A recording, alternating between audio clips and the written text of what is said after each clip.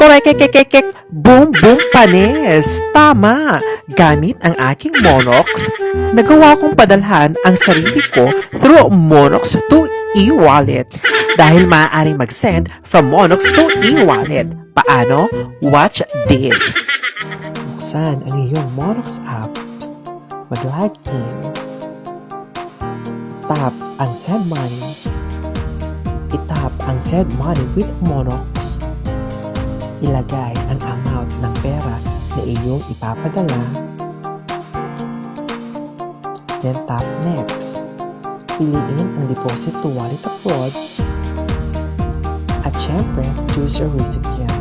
And as you go along, tap available transfer methods. Select transfer reason. Select one and then tap apply.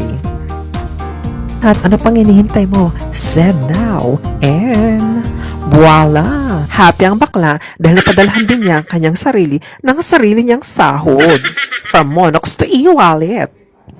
Kaya, i-Monox mo na yan. Hmm?